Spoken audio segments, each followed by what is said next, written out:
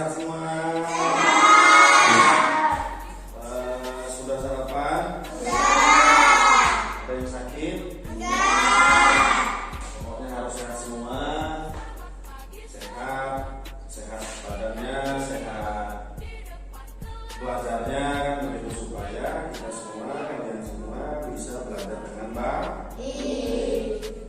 Oke, kita masih dalam tema belajar nanti ya, kita pelajaran akidah akhlak yang bertema bersihkan hati dengan banyak menyebut kalimat thayyibah. Astagfirullahaladzim. Jadi tugas-tugas yang kemarin sudah kalian buat, apakah sudah kalian kerjakan di rumah? Ya.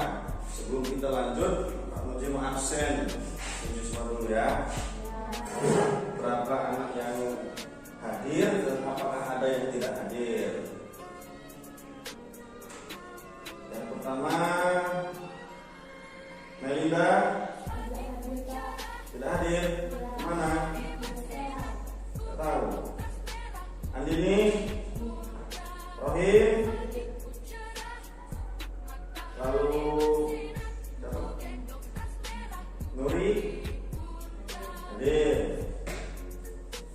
Nurul Dwi, mana Dwi? Ya, lalu Zahra hadir? Hadir. Andika, Queen,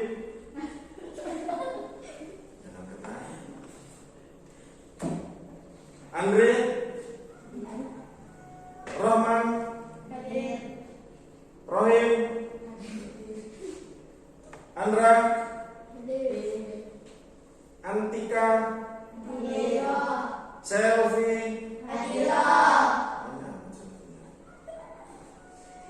Sinta, Zahrudin, Zulaika. Baik, cukup ya, lengkap. Yang tidak hadir tadi mengirim surat, mereka sedang izin karena sedang sakit. Jadi mudah-mudahan kita doakan mereka semua segera sehat kembali. Amin. Anak-anak sekalian, kita belajar tentang akidah akhlak. Temanya masih dengan sama yang kemarin. Bersihkan hati dengan banyak menyebut kalimat thayyibah. Astagfirullah. Apa artinya kemarin? Aku mohon.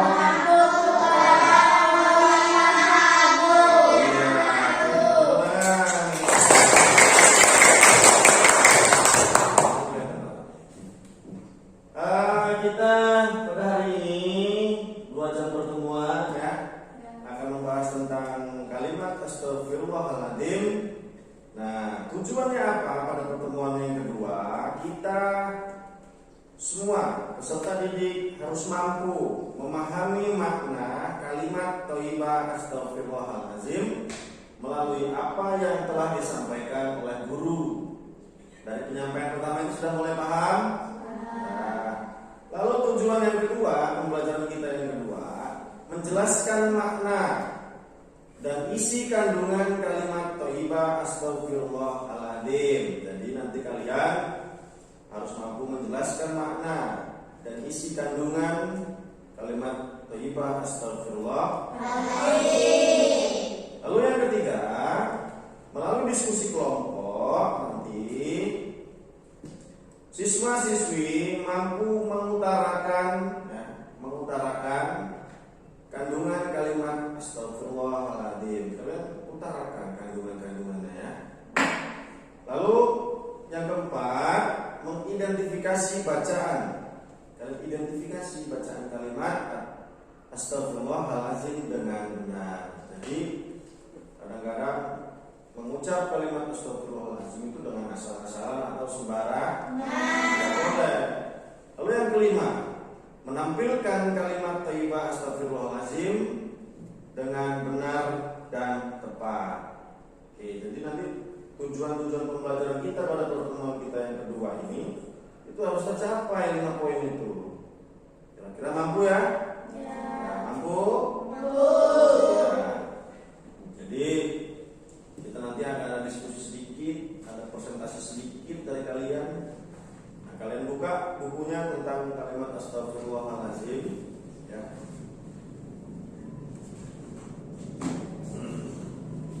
Sebelum kita lanjut belajar tentang kalimat astagfirullahaladzim, apakah kalau ditanya apakah kalian sudah menonton video YouTube yang sudah kami berikan? Sudah gitu ya. Nah, oke, kita tadi yang sudah kami tampilkan tentang sumber belajar kita kan salah satunya ada dari YouTube ya, video YouTube. Jadi apa yang sudah kalian lihat tadi, kira-kira apakah sudah kalian pahami? Sudah. Mudah nggak dimengerti? Mudah. Nah, kalimat astagfirullahaladzim, aku memohon ampun kepada Allah Subhanahu wa Ta'ala. Baik, sebelum kita mulai ke inti pelajarannya, maka kita harus berdoa. Berdoanya kuat ya. Berdoa dipimpin oleh Rohim ya. Kita baca surat Al-Fatihah. Setelah itu kita apa ya? Atau berdoa mulai. Baik, Rohim dipimpin dulu doanya Mas Rohim. Sebelum kita berdoa, belajar. Ayo.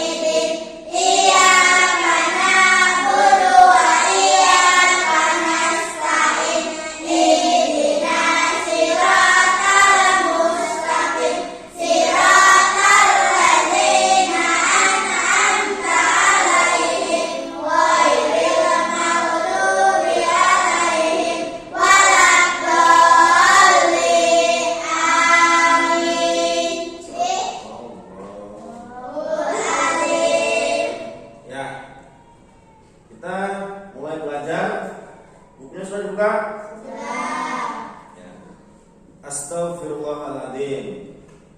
Coba kalian diskusikan satu bangku ya, sebangku dengan kawan sebangku tentang kalimat astagfirullahaladzim ya. Jadi kalau kalian masih ingat kandungan-kandungan ya, dalam kalimat astagfirullahaladzim, situasi saat kalian menyebut kalimat thayyibah astagfirullahaladzim itu pada saat situasi yang bagaimana? Yang pertama ya. Yang kedua, saat kondisi kita seperti apa? Apakah waktu bahagia? Astagfirullahaladzim, saya bahagia ya Allah, gitu kan? Nah, sekarang kalian diskusikan, untuk dikasih waktu 2 menit. Kalian diskusikan sama kawannya, sama teman sebangku, pada situasi seperti apa dan kondisi yang bagaimana kita menyebut kalimat astagfirullahaladzim. Coba diskusikan dulu teman-temannya.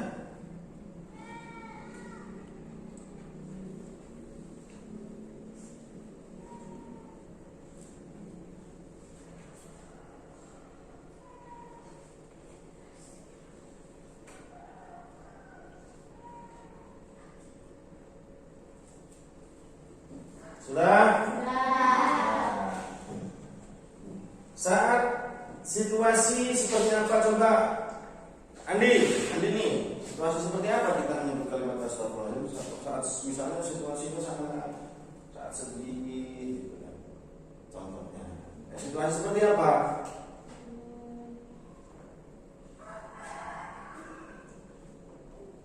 Kamu saat situasi yang bagaimana? Seperti apa?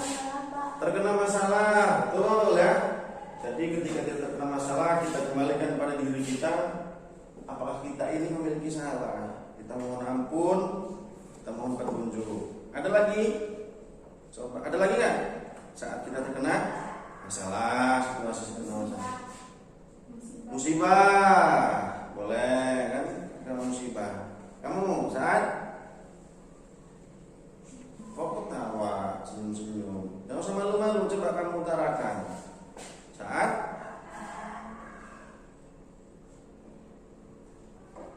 terkejut melihat sesuatu. saat terkejut atau kaget, astagfirullahaladzim, sesuatu yang seperti apa yang indah, apa yang buruk, apa yang mengerikan, ada yang buruk ya. Rahim, kondisi yang bagaimana kita sering menyebut kalimat astagfirullahaladzim? Kena musibah. Tadi sudah dijawab sama si Cinderella. Seperti kondisi yang sakit, boleh. Sakit itu salah satu bisa jadi teguran, dan sakit itu bisa menjadi pengurang dosa-dosa kita. Dengan kita diberikan sakit oleh Allah Subhanahu wa Ta'ala. Dengan sakit kita mengingat mati. Dengan sakit kita mengingat di waktu sehat, kita harus manfaatkan sehat kita untuk beribadah kepada Allah, berbuat baik kepada sesama manusia. Seperti itu. Kamu coba kondisi yang bagaimana menyebut kalimat astagfirullahaladzim?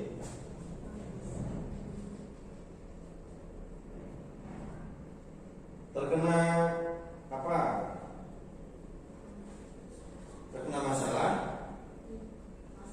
Ya, kamu kondisi yang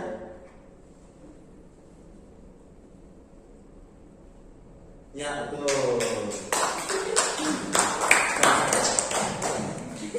Jadi yang semangat belajar ya. Belum makan ya? Belum makan sih siapa? Ini ada ayat suci Al-Quran ya. Quran surat Al-Baqarah ayat 222. Coba dibaca Elsa. Baca. Iya dong. Bismillahirrahmanirrahim.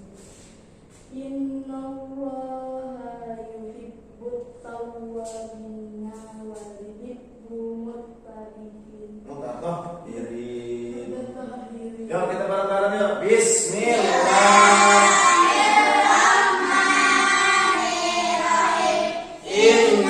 Innallaha yuhibbut tawwabin wa yuhibbul mutatahhirin. Artinya sesungguhnya Allah mencintai orang-orang yang bertaubat dan orang-orang yang bersuci. Quran surat Al-Baqarah.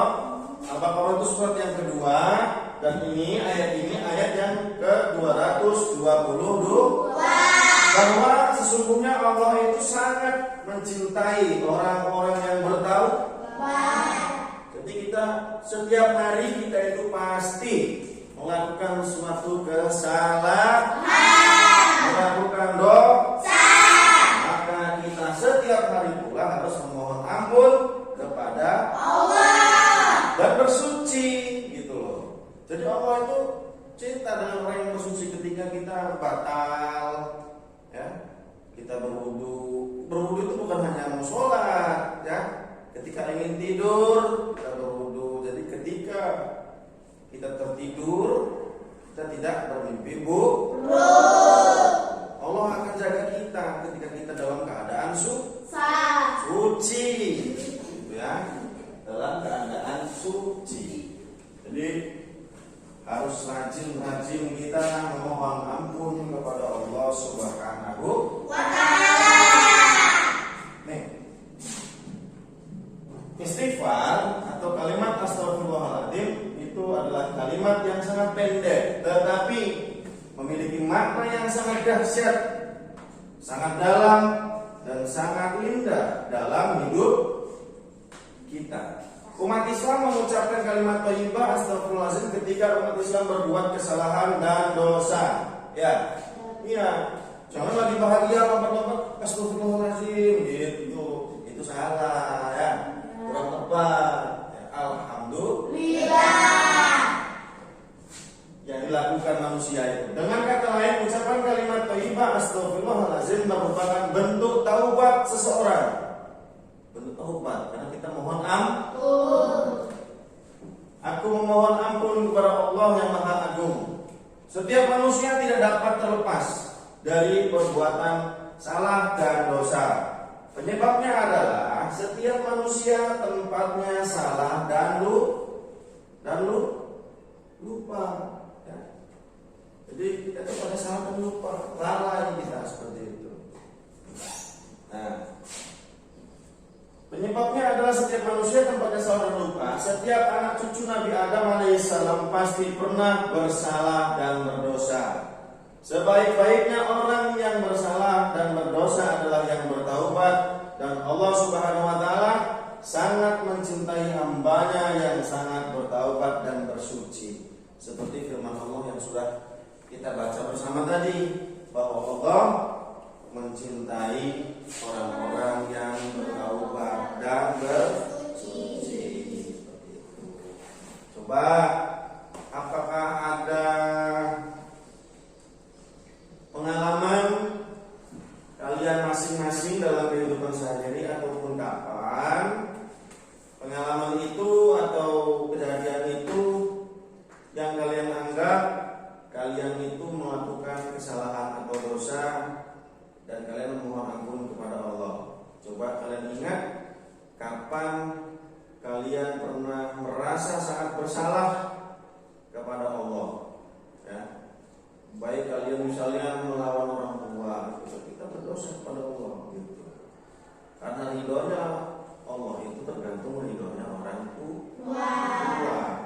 Coba siapa yang mau bercerita tentang kapan dan di mana kalian pernah melakukan dosa? Ayo, jangan lama-lama.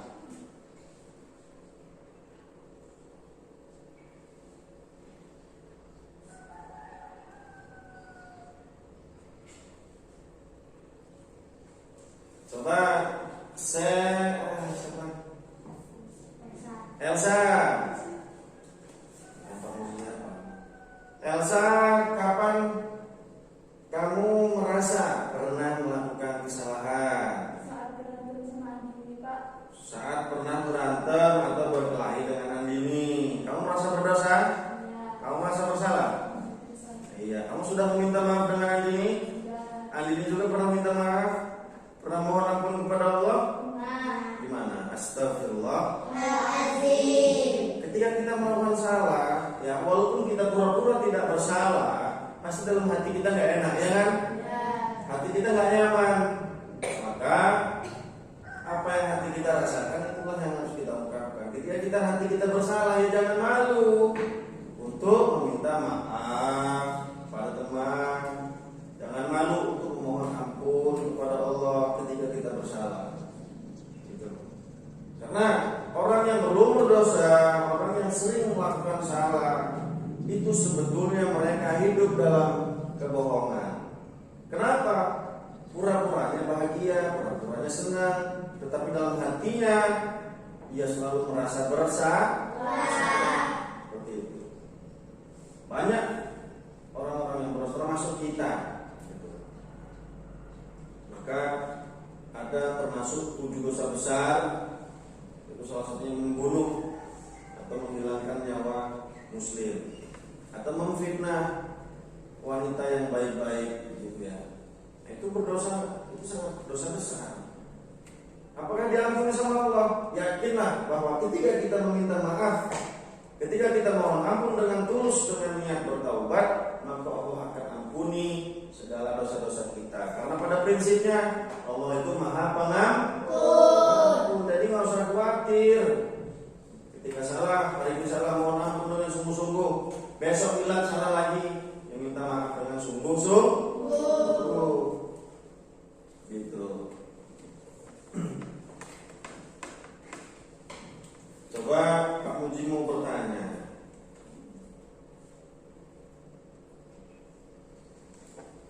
Ingin bertanya tentang gambar. Nah, ini ada gambar. Bentar. Nih, jelas? Jelas. Ini ada gambar. Coba kalian amati gambar ini. Jelas? Jelas. Ya, Pak Muji besarin lagi juga jelas. Tuh. Ada gambar orang ini di sini.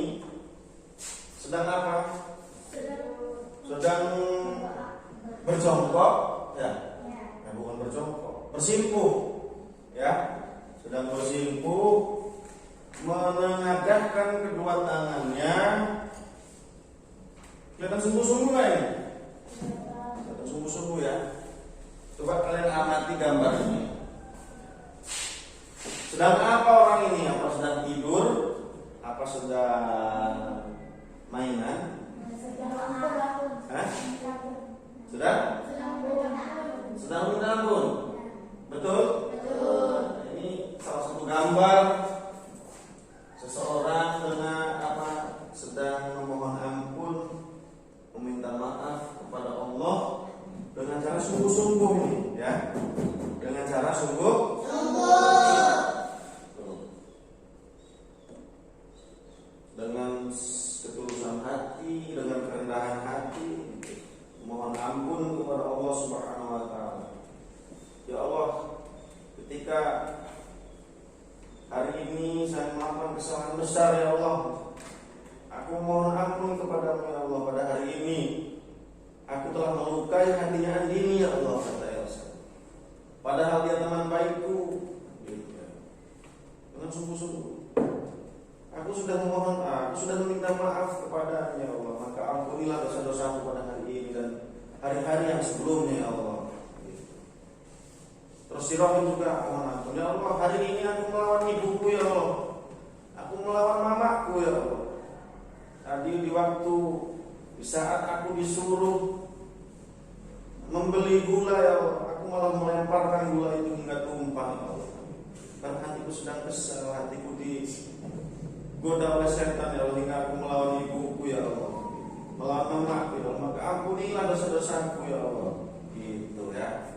Jadi jangan lupa setiap hari kalian itu pasti sering nggak melakukan kesalahan sama orang tua? Sering nggak melawan orang tua? Nah, jujur itu ya, harus jujur. Kalau ngerasa salah, jangan pas lebaran doang ya. Kita maaf sama orang tua lebaran aja. Habis lebaran ngelawan lagi kan gitu. Apa di sini ada yang sering lawan sama emaknya? Rohim? Ini kelihatan Rohim ini sering lawan emaknya, sering bantah emaknya ini. Gitu. Nah ini gambar ini sudah kalian paham ya. Lalu ada cerita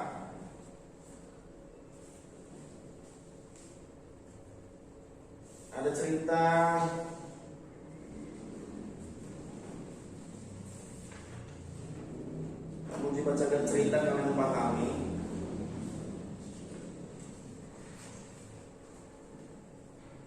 Baru saja seminggu yang lalu umat Islam menunaikan puasa Ramadan. Warga Pak Ahmad merayakan Hari Raya Idul Fitri dengan riang gembira. Ketika malam tanggal 1 Syawal, nah ini kalian diskusikan nanti ya. Setelah kamu dibacakan cerita, kalian diskusikan dengan teman-teman sebangkunya. Pak Ahmad bersama keluarga menggemakan kalimat takbir di masjid dekat rumahnya. Karena masjid tersebut di lingkungan perumahan, Pak Ahmad bersama keluarga bertakbiran hanya sejam 21.00 dan 9 malam ya. Selanjutnya keluarga Pak Ahmad pulang dan melanjutkan takbiran di rumah dengan suara pelan. Setelah jam 10 malam, Pak Ahmad meminta kepada istri dan kedua anaknya untuk beristirahat. Sebelum beristirahat, Pak Ahmad meminta kepada istri dan anaknya untuk berwudu sebelum tidur, agar dalam tidur Allah Subhanahu wa taala memberikan kenyamanan dan selamat tidur dinilai oleh Allah sebagai ibadah. Tuh, ketika kita berwudu, bersuci sebelum tidur kita itu dihitung sebagai ibadah gitu loh. Sebagai ibadah. Gitu. Lalu beberapa saat sebelum azan sholat subuh, dikumandangkan Pak Ahmad membangunkan keluarga untuk segera bersiap-siap melaksanakan sholat subuh. Ibu dan anak, ayo bangun dan segera mengambil air wudhu. Bergegaslah ibu dan kedua anak untuk bangun dan berdoa setelah tidur. Seraya mendengarkan lantunan bacaan tasbih, tahmid dan takbir secara bersahut-sahutan di malam lebaran itu. Keluarga Pak Ahmad segera menuju ke masjid yang dekat dengan rumahnya tersebut. Setelah di masjid, mereka melakukan sholat sunnah sebelum sholat subuh atau sholat sunnah qobliyah dan berdua rakaat. Dan selanjutnya melakukan sholat subuh secara berjamaah. Setelah sholat subuh, keluarga Pak Ahmad berzikir dan berdoa serta dilanjutkan bertakbiran bersama jamaah lainnya. Nah, ini gambarnya. Tidak terlalu lama Pak Ahmad dan keluarga bertakbiran. Mereka segera pulang dan menyiapkan makanan untuk hari raya. Ayo semua makan sarapan dulu sebelum berangkat sholat Idul Fitri, karena merupakan amalan Rasulullah SAW. Kata Pak Ahmad, semoga kita termasuk hamba Allah yang senang beramal sunnah, karena ini menjadi bukti ketaatan umat Nabi Muhammad SAW. Nah, akhir cerita itu tadi ini Pak Ahmad dan keluarga ikut melakukan halal bihalal sampai selesai dan selanjutnya pulang ke rumah. Tahu halal bihalal? Saling meminta maaf saat sholat Idul Fitri. Kalian ketika habis sholat Idul Fitri maaf enggak? Hah? Iya. Sama ayahnya, sama ibunya ya, sama kakaknya, sama adiknya, dan sama keluarga dan tetangga yang lain. Tapi yang terutama kedua orang tua. Ya. Kegiatan dimulai dari sang ibu meminta maaf kepada Pak Ahmad sambil mencium tangan Pak Ahmad. Seraya berkata, "Bapak, ibu minta maaf. Tentu kesalahan ibu terhadap bapak tidak terhingga. Karena itu ibu minta maaf," kata ibunya ya. Setelah itu dilanjutkan secara bergantian kedua anak meminta maaf kepada ibu dan Pak Ahmad. Setelah itu kedua anak pun saling meminta maaf. Setelah selesai semua, Pak Ahmad menjawab, "Ibu dan kedua anakku, sama-sama ya, bapak juga tentu banyak salah dan dosa. Semoga Allah memaafkan kesalahan kita semua." Seraya dijawab ibu dan anak-anak dengan ucapan amin. Setelah itu Pak Ahmad memberikan sedikit ceramah tentang Idul Fitri dengan kalimat, "Ibu dan kedua anakku, kita semua adalah tempatnya salah dan dosa. Karena itu jangan lupa setiap saat kita mengucapkan kalimat thayyibah astagfirullahaladzim, perbuat dan saling memberi maaf dengan disertai istighfar seperti pada saat Idul Fitri ini sangat bagus. Akan tetapi jangan membiasakan diri untuk menunggu setelah Idul Fitri tiba." Nah, apa kata Nabi tadi ya? Jangan nunggu Idul Fitri tiba, jangan nunggu Lebaran tiba baru kita meminta maaf. Gitu. Paham? Jadi dari cerita yang Pak Muji bacakan tadi, kesimpulannya bagaimana coba? Bahwa ada seorang ayah, kan intinya seorang bapak ya, saat malam takbiran itu kan takut mengganggu keluarga yang lain, dan terakhir sampai jam 9 malam. Setelah itu dilanjutkan takbiran di rumah. Sebelum tidur, anak-anak dan ibunya tadi disuruh apa? Nah, berwudu supaya tetap terjaga dalam keadaan yang suci. Selama tidur maka dinilai sebagai ibadah. Gitu ya. Kalau kita tak tidur itu berwudu dulu. Gitu. Paham? Paham? Ada pertanyaan? Ada pertanyaan? Cukup? Kesimpulan dari pembelajaran kita tadi yang sudah kita pelajari tentang kalimat thayyibah astagfirullahaladzim ya. Apa tadi artinya? Aku memohon ampun kepada Allah yang Maha Agung. Intinya kan itu artinya ya, astagfirullahaladzim. Sering nggak mengucapkan itu? Harus dibiasakan, jangan mengucapkan hal-hal yang tidak ada manfaatnya. Paham? Gitu. Lalu yang kedua tadi surat Al-Baqarah ayat 222 tadi menekankan kita semua harus bahwa Allah itu mencintai orang yang bertaubat dan bersuci. Allah itu sangat mencintai itu. Jadi kita kemana-mana tidak dalam keadaan najis gitu, kalau bersuci. Lalu poin yang ketiga ya. Poin yang ketiga, ketika minta maaf jangan nunggu hari raya Idul Fitri tiba ya. Jangan nunggu Lebaran tiba. Itu ketika kita ingin meminta maaf. Paham? Setelah itu Ada lagi? Ketika kita berbuat salah, baik terhadap teman, terhadap orang tua, tetangga, dan orang-orang lain, kita jangan pernah malu ya untuk meminta maaf. Karena pada dasarnya tadi kata Pak Muji, ketika kita punya salah, kita punya dosa, hati kita itu tidak nyaman, akan merasa gelisah gitu loh. Jadi kalau kita meminta maaf, mohon ampun, hatinya akan lega gitu. Coba kalau kalian punya salah dengan temannya, misalnya hari ini habis berkelahi, nggak minta maaf, besok ketika ketemu kan nggak enak, ya nggak? Artinya nggak enak perasaan. Jadi kalau ketemu nggak enak, padahal sering main bareng. Besoknya lagi kalau nggak cepet minta maaf, besoknya ketemu lagi, seminggu lagi, tetap nggak enak. Kalau tinggal minta maaf, misalnya Rambo misalnya, saya minta maaf tapi sudah mencubit kamu waktu kamu belajar Rambo, aku minta maaf ya. Benar, saya tadi niatnya bercanda, saya minta maaf kalau membuat kamu kesel sama saya, kan begitu misalnya. Kalau sudah gitu salaman, berpelukan misalnya kan, sudah nyaman lagi, tapi jangan diulangi, gitu ya. Tadi itu kesimpulannya. Baik, sebelum kita tutup, tugas-tugas yang kemarin sudah kalian kerjakan ya. Nanti kita setelah ini nanti kita bahas bersama-sama, karena panjang akan kita bahas. Nah, sebelum kita sudahi pembelajaran yang kedua ini, kalian tulis dulu nanti tugas-tugasnya ya. Yang pertama di papan tulis, kalian tulis tugas-tugasnya untuk dikerjakan di rumah. Paham? Paham? Pahimna. Mudeng apa mubeng? Kirain mubeng kan gitu. Jadi tugas-tugasnya ditulis dulu. Pura-pura aja. Udah, Pak. Udah, Pak.